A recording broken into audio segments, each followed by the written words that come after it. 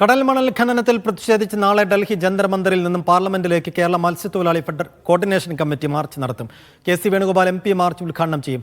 കേരള MPമാരും തീരദേശ MLAമാരും പ്രതിഷേധത്തിന്റെ ഭാഗമാകും. അങ്ങനെ കേന്ദ്ര ഗവൺമെന്റിന്റെ ഏതെങ്കിലും ഒരു ഔദാര്യം പറ്റാൻ ആഗ്രഹിക്കുന്നവരെല്ലാം മത്സ്യത്തൊഴിലാളികൾ ജീവനും സ്വത്തിനും സംരക്ഷണം നൽകുന്നതോടൊപ്പം തന്നെ കടലിന്റെ പാരിസ്ഥിതിക അവസ്ഥയും തകർക്കുകയാണ്.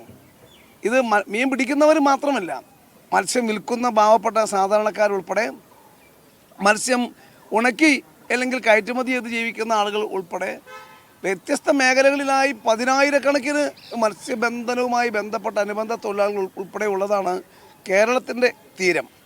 അവിടെയാണ് അഹങ്കാരത്തിൻ്റെയും ധിക്കാരത്തിൻ്റെയും ധാർഷ്ട്യത്തിൻ്റെയും ഭാഷയിൽ പാർലമെൻറ്റിൽ പോലും മറുപടി നൽകി കടൽ മണൽ ഖനനവുമായി മുന്നോട്ട് പോകുമെന്ന് പറയുന്നത്.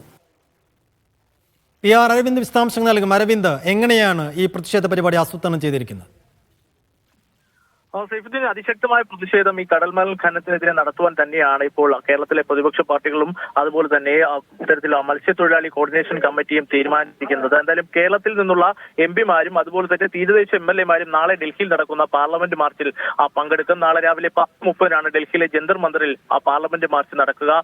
ആലപ്പുഴ MPയും അതുപോലെ തന്നെ കോൺഗ്രസ് സംഘടനാകാര്യ ജനറൽ സെക്രട്ടറിയായ K.C. വേണുഗോപാൽ ആയിരിക്കും പ്രതിഷേധ മാർച്ച് ഉദ്ഘാടനം ചെയ്യുക. ഖനനം വേണ്ട എന്ന നിലപാടിൽ തന്നെയാണ് ഇപ്പോൾ ഈ കോർഡിനേഷൻ കമ്മിറ്റി ഉറച്ചു നിൽക്കുന്നത്. ഇതുകൂടാതെ തന്നെ പാരിസ്ഥിതിക പഠനം നടത്തേണ്ട ഒരു സാഹചര്യമില്ല, അത്തരം പഠനമൊന്നും നടത്തേണ്ട, ഒരു തരത്തിലും ഖനനം നടത്തുവാൻ അനുവദിക്കില്ല എന്ന് തന്നെയാണ് ഇവർ വ്യക്തമാക്കുന്നത്. എന്തായാലും നാളെ അതിശക്തമായ പ്രതിഷേധം ഡൽഹിയിൽ നടത്തും. വരും ദിവസങ്ങളിലും സംസ്ഥാന തലങ്ങളിലും ശക്തമായ പ്രതിഷേധം നടത്തുമെന്നും ഇത്തരത്തിൽ കേരള മത്സ്യത്തൊഴിലാളി കോർഡിനേഷൻ കമ്മിറ്റി അറിയിച്ചിട്ടുണ്ട്.